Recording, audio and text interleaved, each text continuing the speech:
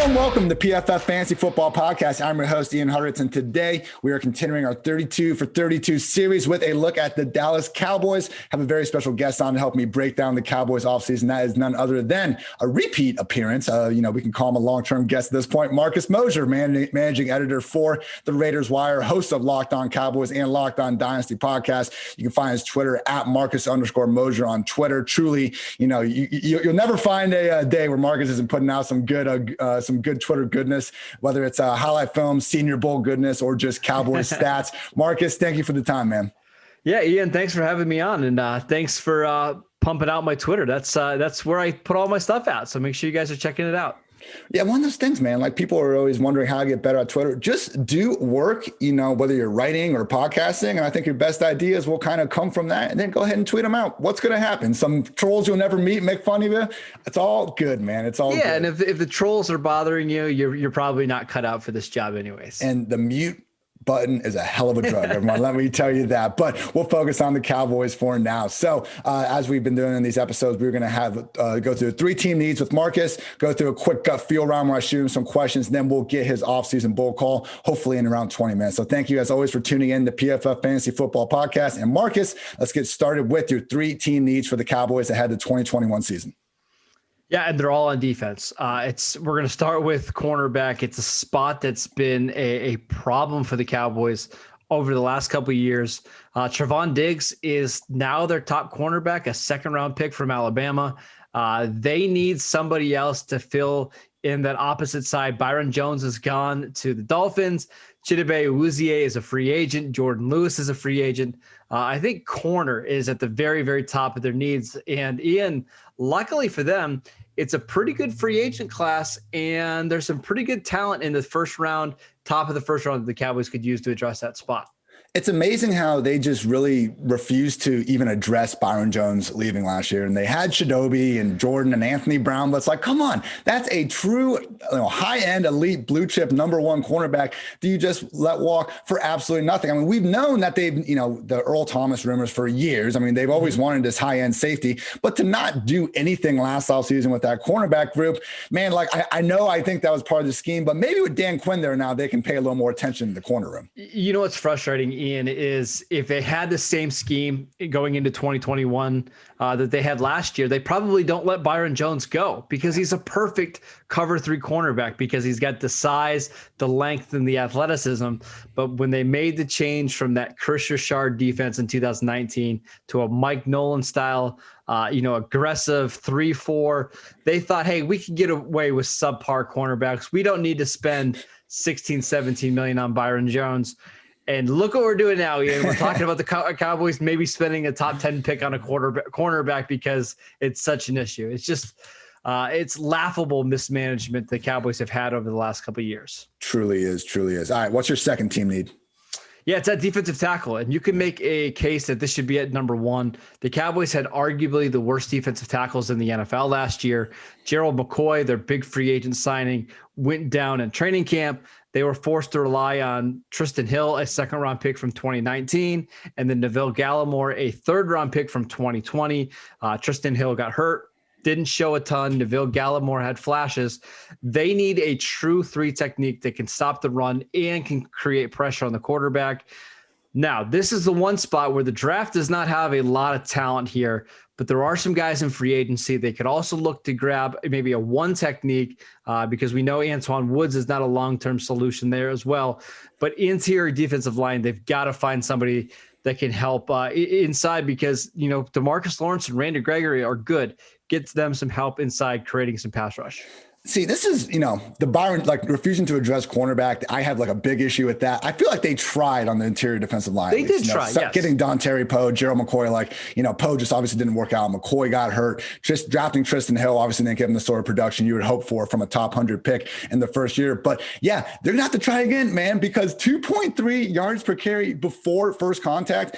We have some of these behind the scenes PFF charts and, it's a nice scatter plot and they have all the team logos. I routinely miss the Cowboys on run defense stats because they're so far removed from the rest of the league. They got the edge defenders, they got the linebackers that they're at least paying money for. Yeah, they got to get, as Jerry would like to say, one of those war daddy 3 techniques that can play on all 3 downs.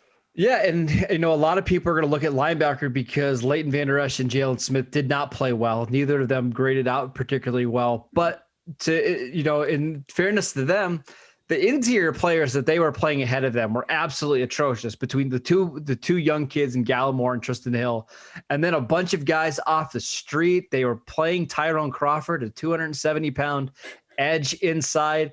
It's no wonder they struggled to stop the run so much. So I give them credit for trying, because I think this defense would have been significantly better if Gerald McCoy played.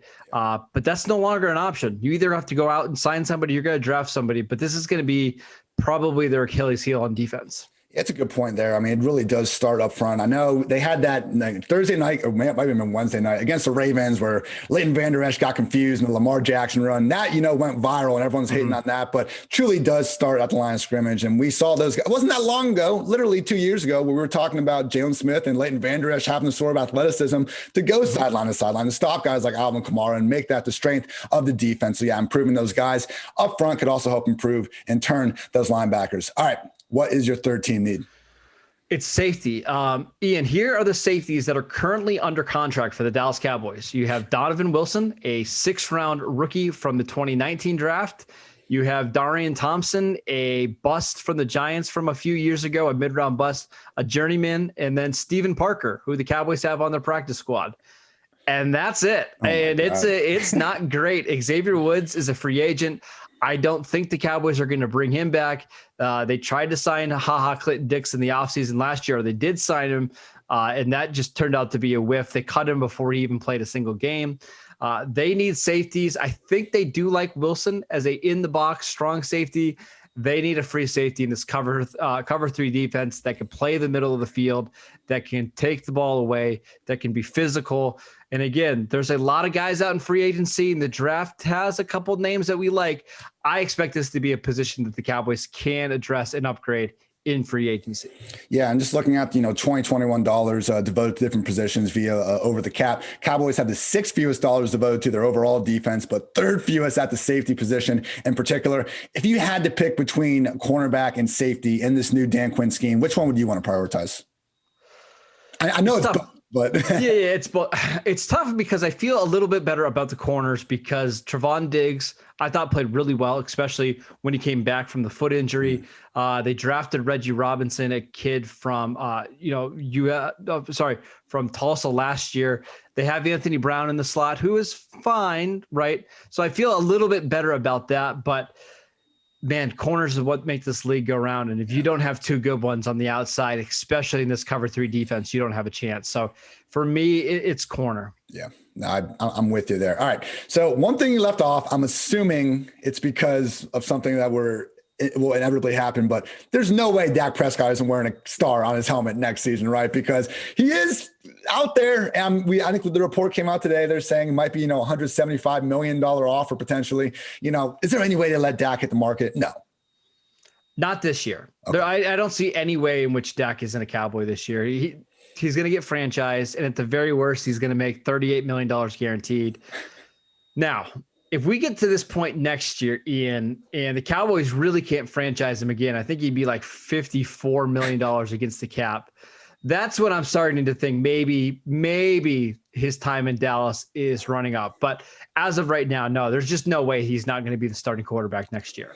Yeah. I mean, look, people, like, the rookie year was, for him to be that good as a rookie, we've almost never seen it before. But then since then, 4 straight years of marketed, you get notable improvement in almost every single category you want to look at.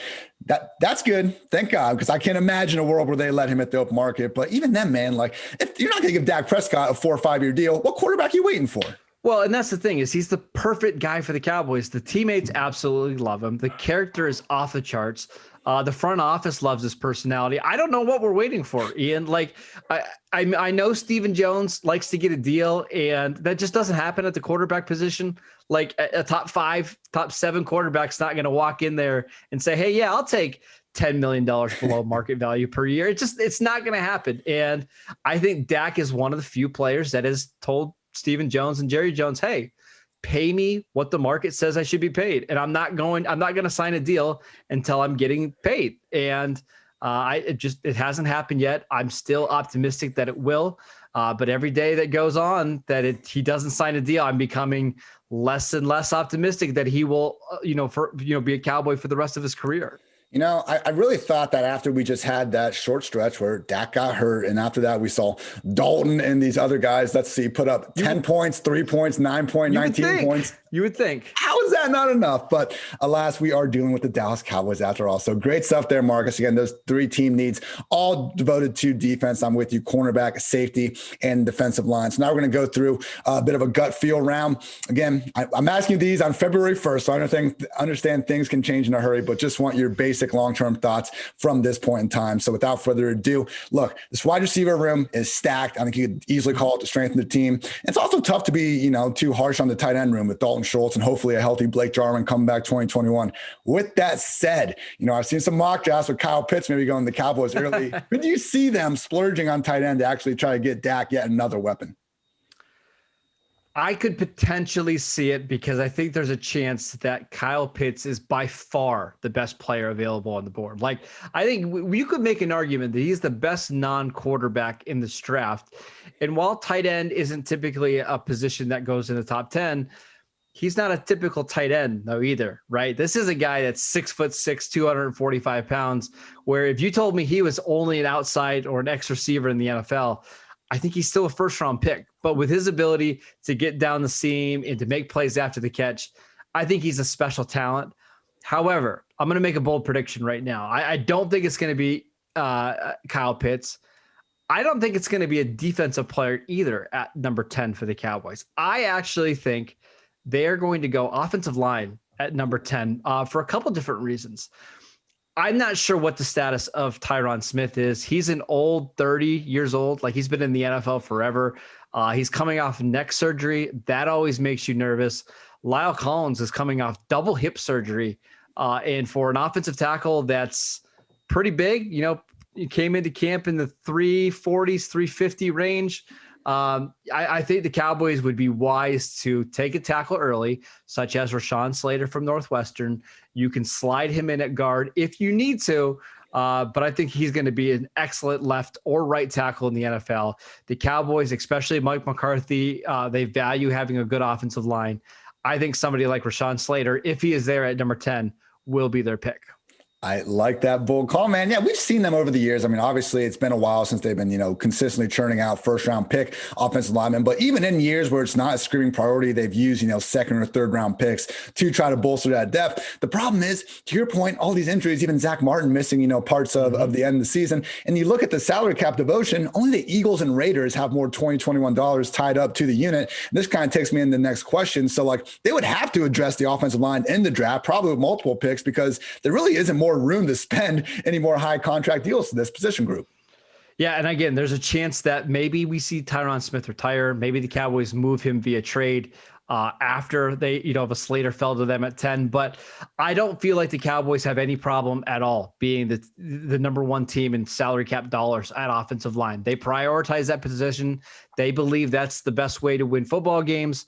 And it's hard to blame them, right? If you're going to pay $40 million a year for Dak Prescott, why not give him one of the league's best offensive lines? Why not continue to invest cap space, draft picks into protecting him? Because if you can throw the ball better than, every other team in the league, you've got a chance to win every single week. Yeah. So I don't blame him with that strategy at all. And that truly was what made Dak's start to this season so special. I mean, I know they had to have their foot on the gas the entire time with that defense, but, we'd seen him in years before, even just not having Tyron Smith. I mean, the losing offensive lineman really tanked him, and it didn't matter this year. He was still making the most out of it. Fix that O-line, Cowboys. Keep Dak. We'll be talking about a great offense for years to come. All right, I want to switch over to defense here because you mentioned before DeMarcus Lawrence, Randy Gregory. You didn't mention Aldon Smith, and it's interesting because he looked reborn last year, complete monster. Whole offseason leading up was good news. Seemingly no setbacks, personal or anything like that. He is now an unrestricted free agent. Do you think re-signing him is the single biggest priority for the Cowboys on defense, or did he price himself out of returning? It's difficult because I think the Cowboys really liked Aldon Smith. The coaching staff loves him. The front office loves him. I'm not sure Aldon Smith loves the fit with the Cowboys. I think there's other places that could better utilize his skill set. And when you're going to this 4-3 defense that really prioritizes speed, it's just not what Aldon Smith is great at, right? His game is built on power and length.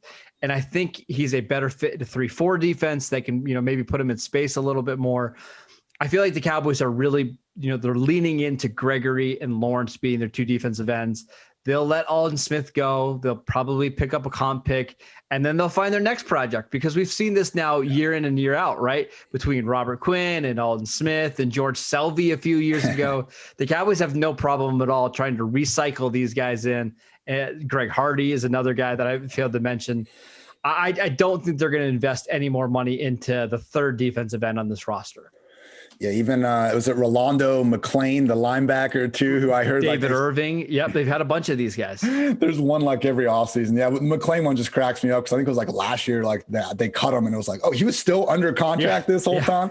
Absolutely wild. So yeah, Cowboys again. All the money to Lawrence and, Gregory, they certainly prioritize this, pass rush on, which I understand doing that. But do you think now, like, how much stock are you putting into Dan Quinn being there, potentially changing the identity of this defense? Because it is now their third guy in 3 straight years. Do you think he's just going to kind of do the most with what he, is made available to him? Or could we actually see his defense finally start to put more importance in the secondary?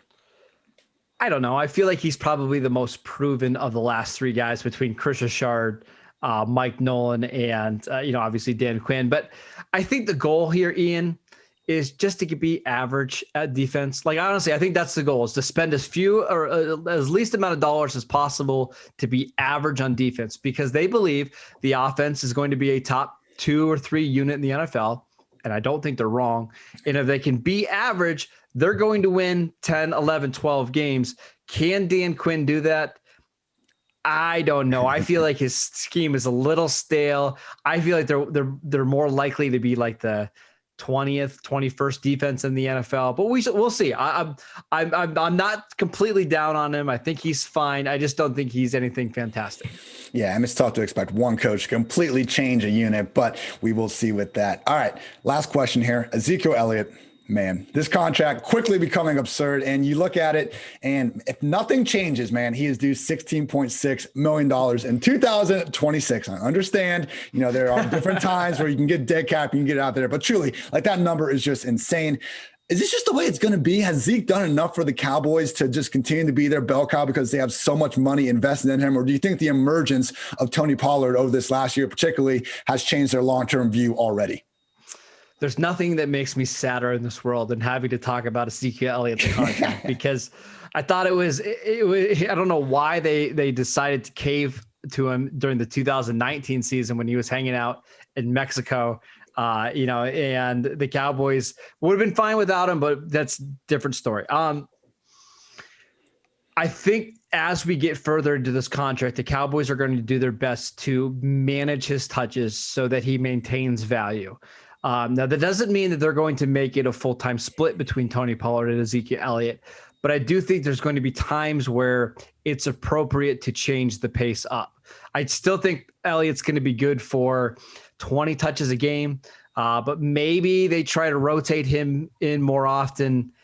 I think that's better for Elliott too. I think it helps maintain his value. I think it helps save his legs a little bit. We actually saw, Ian, at the end of the season, Elliott played much better. And I think it was because he was fresher than we've ever seen him before. But in general, in a vacuum, that contract is really bad. And you're probably not going to start, being able to consider getting out of it until 2023 at the earliest. Yeah. His age 28 season. It's rough. Yeah, it's not that Zeke is a bad running back or anything. It's just that for this sort of money, you wish you were getting a true top 3, if not top 1 option at the position, which he just simply hasn't been. But you mentioned, man, he missed week 15, came back week 16 against the Eagles. I believe he forced 11 missed tackles that game, which was PFF's single highest game mark of the entire year. So, you know what? I think it's more like Tony Pollard has looked so good behind him, because Tony Pollard, pull up any stat you want, he's been one of the best running backs in the league over the past few years. Now, I know there's something to be said about someone doing it on 400 touches compared to 200 like a Tony Pollard, but what, might just be a situation where you want to get both those running backs on the field a little bit more, because both of them, especially Zeke when he's rested, can provide juice to, as to your point, already a top 2, top 3 offense in the league. Yeah, and I think there's going to be certain game scripts coming up that more benefit Zeke, right? Games in which they've got a lead and they just need to run clock. I think that's going to be beneficial. Games in which they need big plays or against defenses that are maybe a little bit slower. I think Pollard makes a lot of sense as well. So I do think they're set at, if you just ignore the contract, right? And we just look at these two as a pairing, I think they're pretty set there. I think they've got one of the better tandems in the league. But when you factor in the salary, that's when it gets a little bit wonky. Yeah, that's when it gets wonky. Perfect way of putting it there. All right. You mentioned this before, but I wanted you to reiterate. Offseason bold call. Sounds like you got a guy in mind at pick number 10. Yeah, I think the Cowboys are going to go offensive tackle Rashawn Slater because I am not convinced that both of the Cowboys offensive tackles will be back in 2021, whether that's trade, whether that's a release or potentially a retirement. We shall see what the future holds for the Cowboys at left and right tackle. Yeah, man. If it is the end of the career for Tyron Smith, what a career! What a career it was, man. Okay, you can say what you want about the NFL's like top 100 list, but I always love when they get to him wherever he's ranked because they just interview like defensive linemen. And they're like, the second this guy touches you, the play's just dead.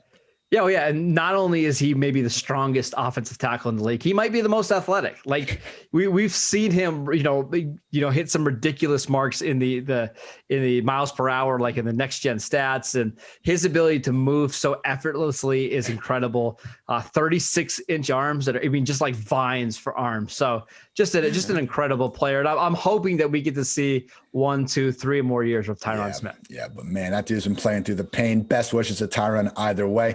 That's going to do it, everybody. Marcus, thank you for the time, man. Let the people know what you got on the docket for the offseason. Yeah, we've got NFL draft stuff coming up at the game day. We've got Raider Wire stuff at USA Today, Locked On Cowboys podcast, Locked On Dynasty podcast. We preview Travis Etienne on Monday. Just a lot going on. Great stuff from Marcus. Again, 365 a days a year. We don't have time for these other sports, people. It's football all day, every day, and it will continue to be so. So he's Marcus. I'm Ian. Thank you, as always, for tuning to PFF Fantasy Football Podcast. And until next time, take care, everybody.